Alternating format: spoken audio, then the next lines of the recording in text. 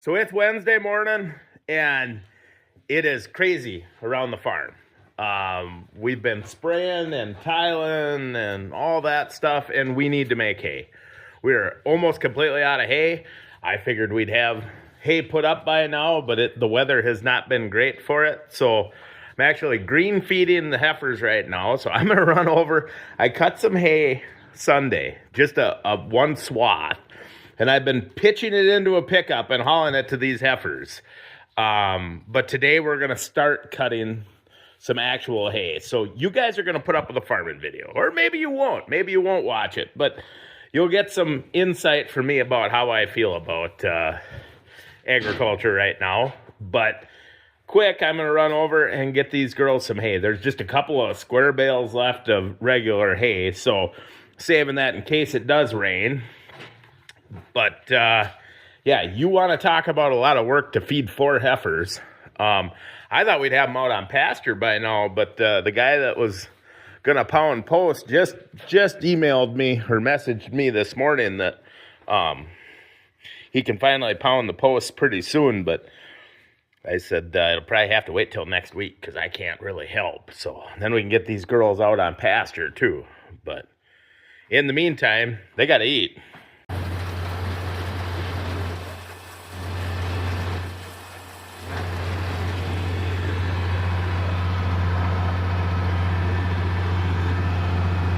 So this is the hard way to feed cattle.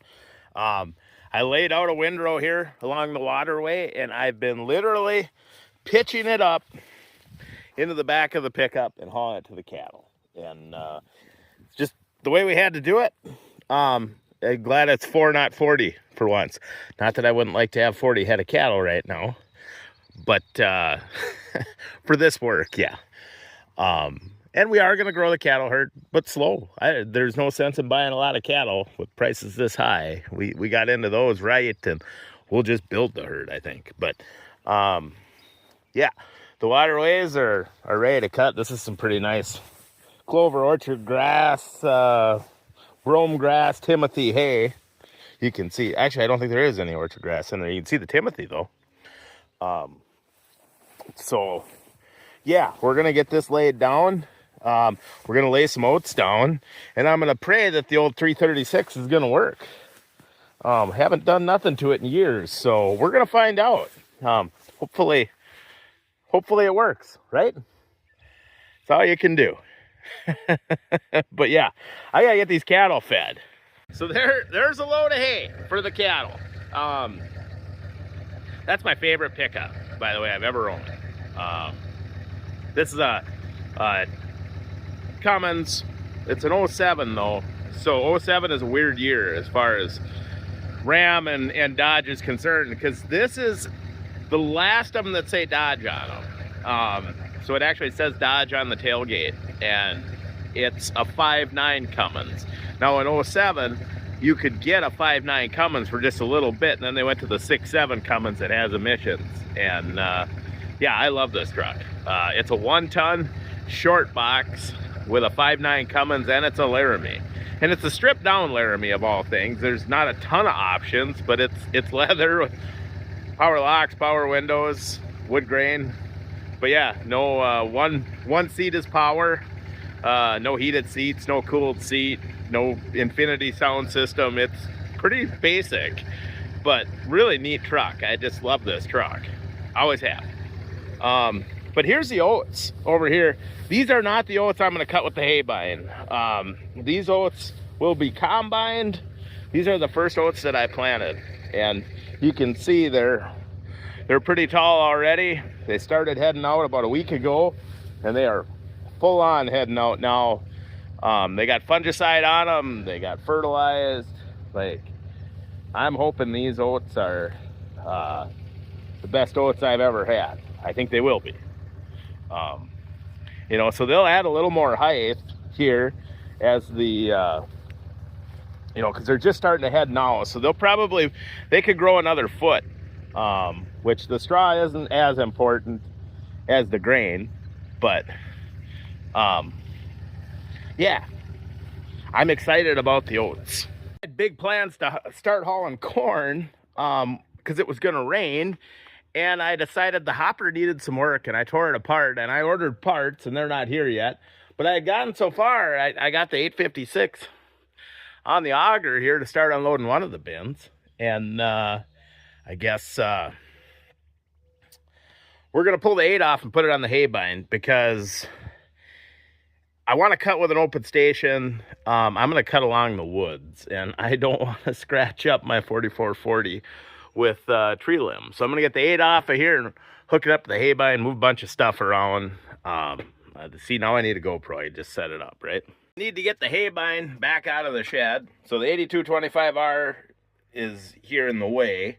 Larry's 1456 is on the rotary mower. There's the 336. I might pull start Grumpy to rake hay. We'll see. Depends on what the weather's doing, if I have time. But I do plan on tearing into that tractor. But I'm gonna get the haybine dug out here. So yeah, I need a GoPro. Like, seriously. Now it's gonna tell me the auto steer isn't working. I don't use the auto steer. So there's that. All right, well, let's get this haybine going. So there's something about a 9-foot haybine. Oh man, I'm rusty. There's something about a 9-foot haybine cutting hay that can just put me to sleep. I enjoy doing it, but you're just going slow. That machine's just wobbling away, all easy.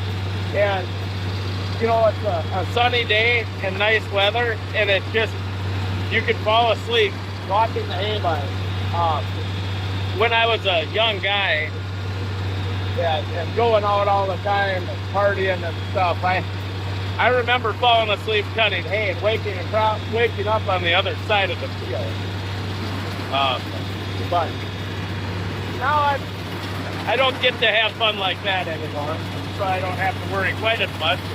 I still get tired though. You have an autistic son, it'll keep you up.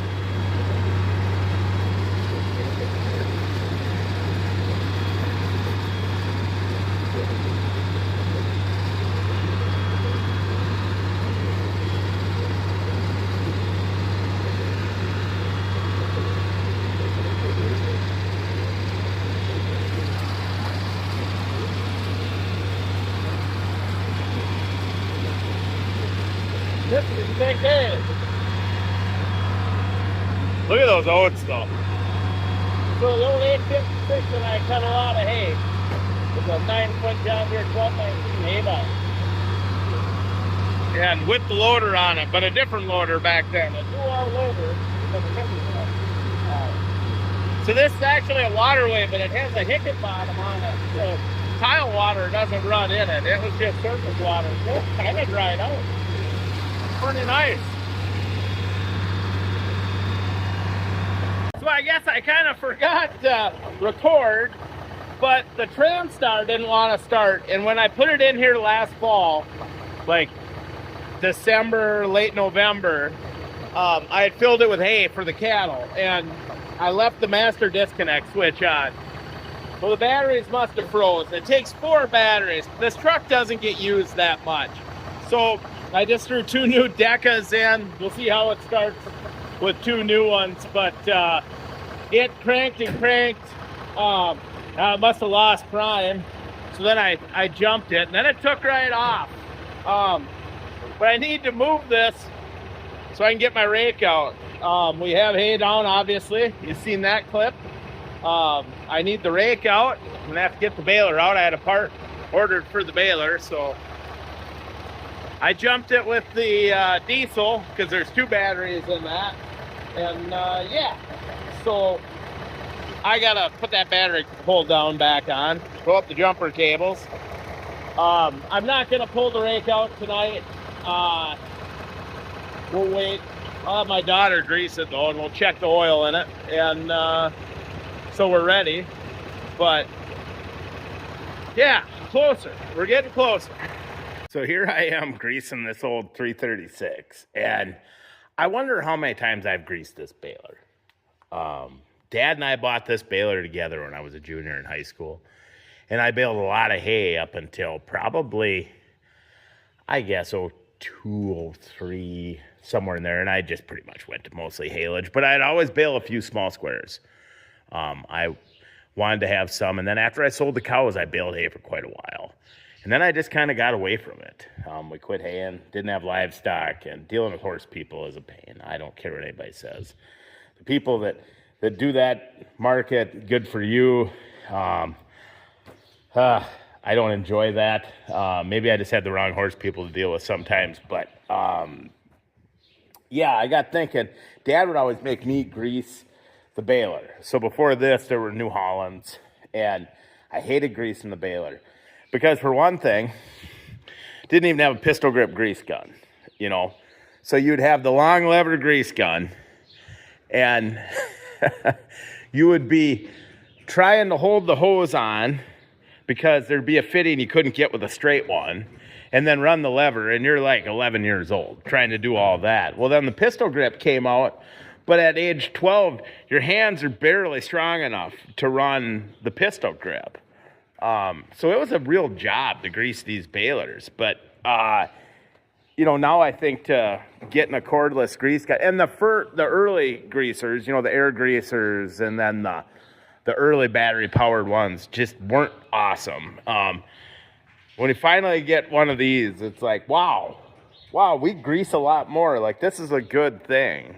But yeah, getting it greased up, I am gonna spray some penetrating oil on the brake and stuff. Get the rust off of it. I got a breeder coming here in a little bit to breed one of the beef cow, the one that already calved. I guess she's still a heifer because she only had one calf. But guy's coming here to breed her. I got to run uptown and get some fresh twine. Got the Transtar running so we can get the rake out and grease that. But I'd like to try the baler on that hay that I had cut on Sunday. But that twine is old. We're not going to even attempt that. So put some fresh twine in it, and yeah, we'll see. See if I remember how to thread the baler. There's instructions under there, a chart. But, I mean, this thing has sat for years. You could see. So I think it's going to bail. Because after the summer I sold the cows, I took this up to Ellsworth Equipment, and they went through the knotters. So, and I've done a bunch of messing around with it over the years. So I think it's going to be all right. We'll see. So with getting the cattle back and growing hay again and doing all this stuff that I haven't had to do in many years, of all that equipment, this might be the piece of equipment that I'm probably more excited about this than any other piece of equipment to run. So when I dairy farmed, I didn't have a nice rake. I had a piece of junk. And my dad, he had a piece of junk. And my grandpa had a piece of junk rake. Because as long as they rake hay, you're like, that's fine. Even if it's steel wheeled. And I didn't put up that much dry hay. I mostly haylage. So the little bit I would do, the junky rake that I had would work. And every now and then I got into a position where I needed something raked that wouldn't do. And I'd borrow a friend's. But when I decided we were doing this, I'm like, I am buying a rake I want. And V-rakes are fine, but I'm raking waterways and stuff in tight areas. And I wanted my kids to be able to rake hay because I raked hay.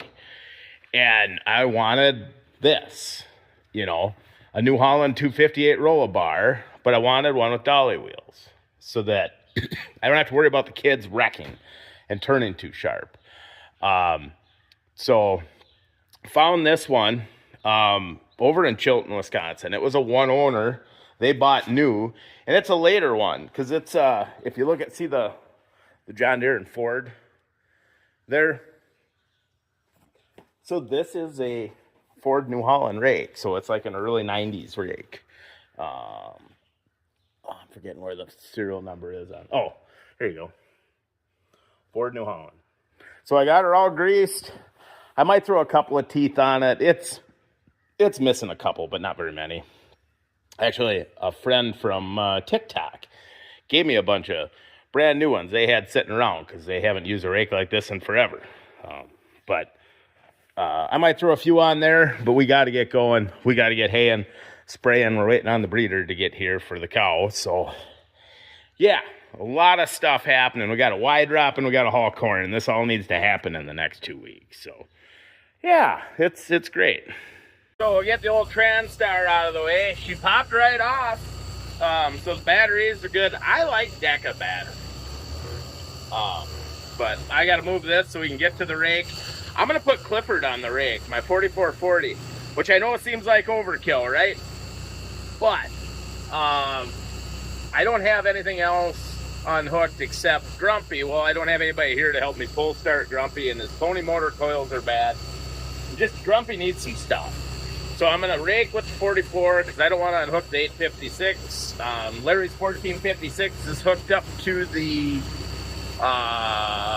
rotary mower.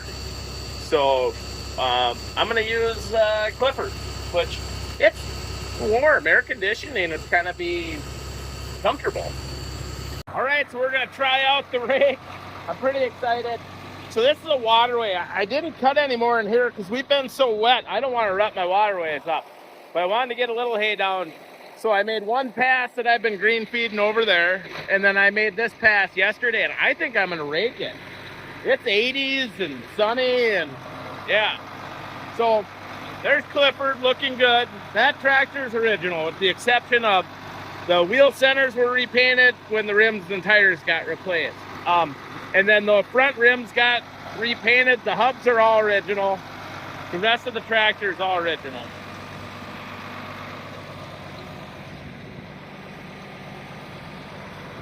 Looks pretty good on this rake. All original rake. I'm really excited about this rake. I know. Who gets excited about a rake? But I do. So I'm actually going to try and just rake it out onto the field road so I don't have to push anything in. I don't really want to double windrow this stuff until I get the baler, you know, good. So we'll see if I remember how to set these.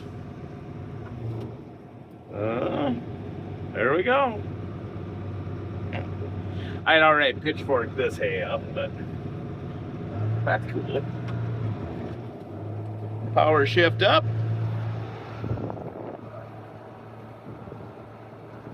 So I'm going to see if I remember how to thread the twine on the baler. Remember, this is the one you pull, okay? Don't pull that one. This one. I love that tractor. Hopefully the baler is ready. I talked to it. I gave it a pep talk. I think it wants to bale. So, Laura, go tell the baler. Say, please work. Please work. Yeah. All right. Did you know I bought that baler when I was like 16 years old?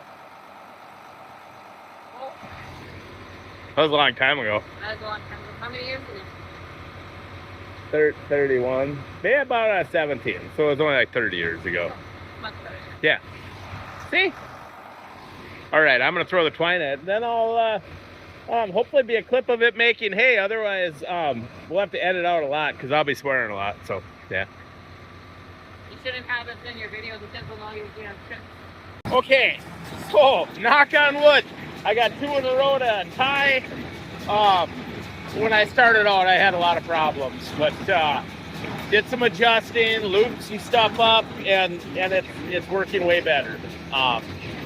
So we're gonna keep going and see what we can do. It's cool to see it out here working.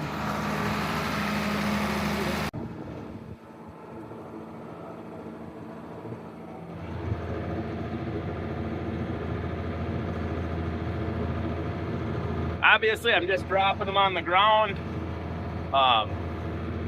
You know, we don't, with these waterways, it's hard to pull a wagon and not break something, you know, and wreck a spindle or, you know. All right, it tied. I'm gonna go check it. Okay, so we are tying bales. I got it to where we missed a couple bales over on the other side there, and it broke the string. So it's still a little tough. I mean, I just cut this yesterday. We're pushing it, but knock on wood, starting to tie. I'm happy. I'm really happy about that. This is a really cool site. It's tied all the way. So we'll talk about this baler. I got to keep baling. We'll talk about this baler tonight a little bit. I'll sit down with my wife and we'll talk about the baling and small dairy and why there's a bungee cord holding the and a jack handle for an 894 Rake welded up to hold that together. Yeah, this baler, I think it's an early, it might be a 73 or something. I mean, it is an early 336. Yeah, I'm really happy. So we're up picking up the 8225R. It went, of all things, we let them use it for tractor safety for kids up at the schools. They had it at the high school, but it's like 12, 13-year-olds. They're taking tractor safety, and all they had was like the school district's like hydrostatic New Holland mower tractor. So my daughter was taking it. I said, well, here, we'll bring up a tractor and they can actually drive a tractor, you know. So we got that little bit of hay put up where it was fit. Baler did good. It did not like the tough hay, but at least we got some hay to feed the cows for now. Hopefully it doesn't rain too much and we can bale the rest of it here this weekend. Maybe I'll cut some more tomorrow if it doesn't rain. But yeah, so that's what we're up to right now. It's night, so we'll go home and talk a little bit. I need a drink. It has been a day. A lot of work. So last night, I was gonna sit down and talk, and my buddy Nick called, and he just got to, it was late night, just sitting around talking there. So let's talk about farming in like it's 20 years ago, what it was here this week. Making hay and getting a cow bred AI again in the barn. Jeez, that hasn't happened in forever. So that's really neat that I'm enjoying that stuff again. It takes a lot of time. So we've got a bunch of videos to travel for. We're also probably going to start doing some videos for Acres TV, and we'll probably keep that specifically just tractors. But hopefully things wind down here in the next couple of weeks where we can get some time for doing a little bit of traveling. But everything hits this time of year because, you know, you got spraying to do, you got side dressing, you got your wide drop, and you got roll crops, you gotta haul grain. I mean, we generally deliver most of the grain in the month of June.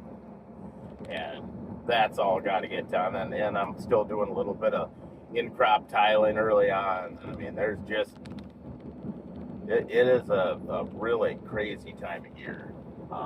Things will slow down here in another couple of weeks. But I'll see if I can get a good sit-down video next week with somebody. This week, throwing in hay and cattle, and the funny part is, like, it's not that much hay, it's not that many cattle, but it still takes a lot of time. But that's fine. I enjoy it. Finding some love for farming. I guess I've always loved farming, but farming is changing. It's not what it was. But the cattle thing really is great for me. Doing some hay, I enjoy that. I'm gonna cut some more hay today. And my daughter doing this stuff is really neat. So the tractor safety thing was pretty cool. Pretty funny though. So like I said, they didn't have much for a tractor for tractor safety, and I talked to the FFA advisor, and she says, well, there's no implement in town or anything. When I went through tractor safety when I was 12 years old, the guy that did it, the class, Carl, he brought up his 2840, and then we had quite an implement in town, was the Case IH dealer, and they brought up their yard tractor, which was a 560 IH with a Schwartz wide front on it, gas, with a dual loader on it. So that power steering was barely good enough for the narrow front, and then throw on the Schwartz wide front, and then put a dual loader hanging on the front of it. You got a bunch of 12-year-old kids, and we had to back a 4-wheel hay rack up with that thing. Yeah, if you could do that, you were doing pretty good. I told my daughter I'm going to make her back up a 4-wheel hay rack with the 720 diesel with a hand clutch. If you can do that, you can drive in whatever there is, But I'm glad that she's taking an interest in it. And I've just been farming alone for all these years. And it's nice to have somebody to farm with. Probably not as patient with her as I need to be. Hopefully someday she'll understand that. But when you've done it alone for so long, you're just used to doing it your way, and you don't want to have to explain to somebody. And that's the other thing it's really hard to do, is to say, here, let me show you, versus I'll just do it. It's quicker if I just do it, And something I need to work on, but we get along good. Hopefully I get the cattle out on pasture here in the next couple of weeks, and then we'll have to bring them home just before the fair again, so that they can get ready for the fair. And it's hard to believe county fair will be coming in no time. Summer goes by faster than any other season. That's just the way it goes. So,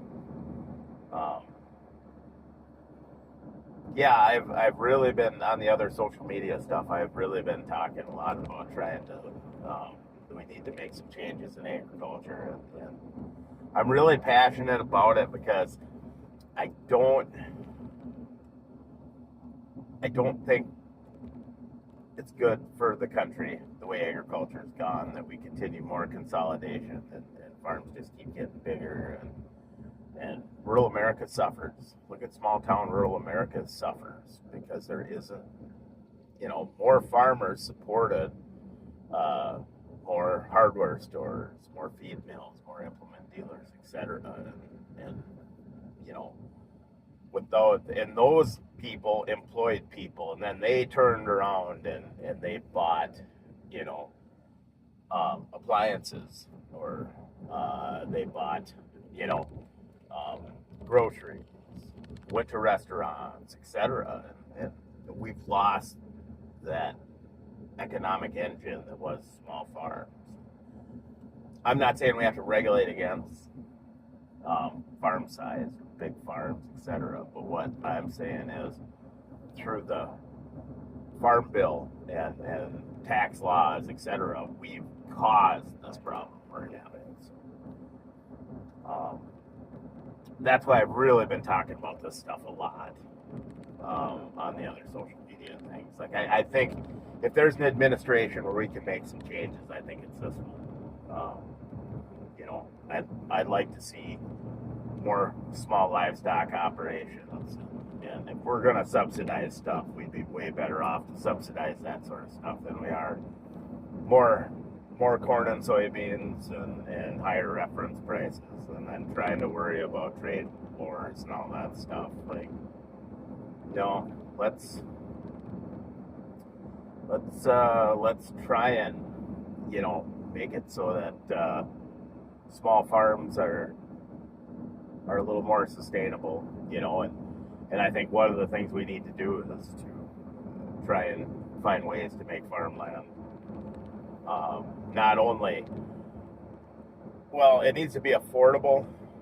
It's never going to cash flow, but I mean, we need to make farmland somewhat affordable for young farmers, and to we want farmers to own farmland. I don't like investors owning farmland. It should be owner-operator type people that own farmland. Certainly don't think foreign countries should have any investment in our farmland. I don't think that's a fringe thing to say at all. I can't believe that we allow that. So, but if you haven't seen any of the stuff on the other social media stuff, Facebook, TikTok, bigger, we just got on Facebook last summer. It hasn't been a year yet, probably 10 months, maybe something like that. TikTok, but talk a lot about that stuff. I'm amazed at the resistance you get. There's too much greed and ego in this stuff. People just go, I just want to get bigger and bigger and bigger. Good for you if you want to get bigger, but there's no reason why we should be subsidizing that. The American people should not be subsidizing agriculture to the point that it's a detriment, hurt rural America. Like, why are the American people financing it? So that's my whole point. If you want to get big, that's fine. But yeah, we shouldn't have to have our country finance it for you. So I don't know how you. It's easy to say get the government out of the farm program completely, but I don't know how well that'll work or not. Yeah, there's just like everything. There's pluses and minuses. There's nothing is as black and white as we'd like it. So, but I do think we have some opportunity going forward with this administration that maybe we can make some changes. So, well, anyways, I hope you guys, can still handle an occasional farming video in here. And we're going to be starting the Acres TV thing, which would be all tractor stuff, pretty much. So I hope you guys enjoyed this one. And I know, not as long, but I'll try and get a good interview in next week. So anyways, but thanks everyone for watching. I enjoy this. So, but I got to run in and grab some money from the bank here quick, run to town, and then I better get some more hay cut, because it looks like we dodged the rain, and the hay that I couldn't bale that got too tough, maybe I'll rake that and bale it this afternoon, or maybe I'll bale it tomorrow. It sounds like we got good weather and all for, Saturday and Sunday are supposed to be good, but even today now looks all right. Originally we were talking rain, but I got to get spraying done. Fix the hopper bottom. We got to start, we're going to side dress with 32 here, so get going on that also. Like I said, it's busy, but it's supposed to rain this week, so I'll see if I can travel this week and do a video. So, all right, well, you guys have a good one.